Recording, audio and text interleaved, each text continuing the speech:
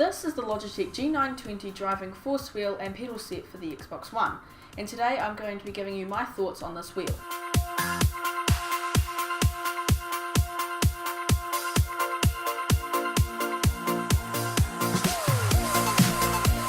This is the first wheel by Logitech for the Xbox. The wheel and pedal set is retailing for around $232.12.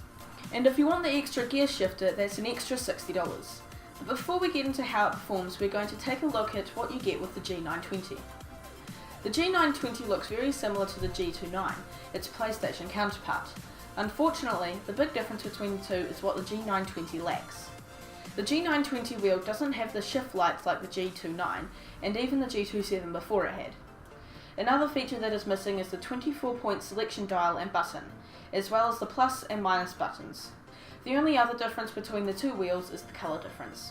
As for the internals, Logitech is stuck with their dual motor force feedback system, which was also on the G27.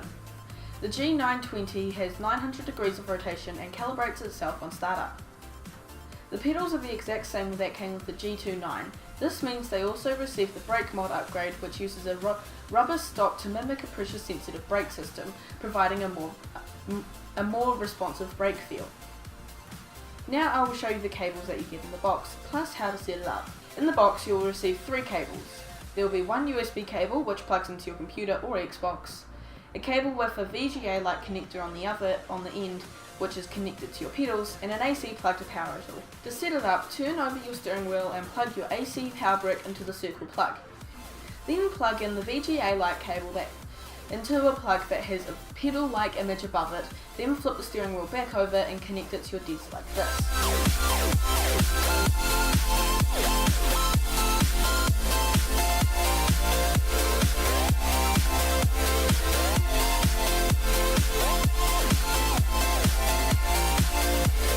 Once you've done this, plug the USB into your computer or Xbox and wait for it to calibrate, then go into your racing game and start playing.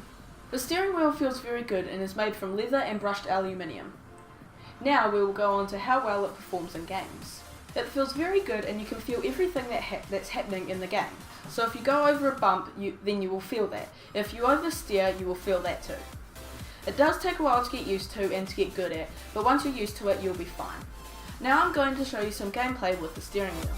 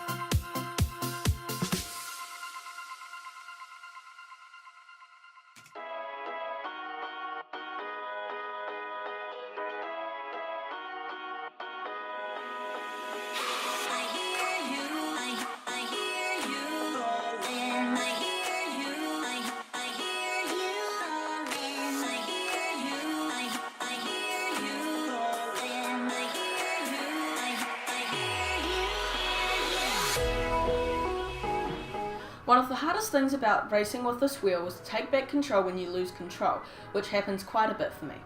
If I lose control, I will stop the car then start again, as it is quite hard to take back control while you're moving. The G920 has a lot to offer for racing gamers looking for a true simulation experience. But the problem is that if you buy a gear shifter, you'll spend over $460, which is probably more than what you paid for your Xbox. While it is nice and delivers a lot of its value, its price range limits itself to a very small audience. Thanks for watching, guys. If you liked the video, press the like button, and while you're down there, consider subscribing. And if you're interested in any of the products we showed today, we'll have links to those down in the description below. And also, please consider supporting us on Patreon.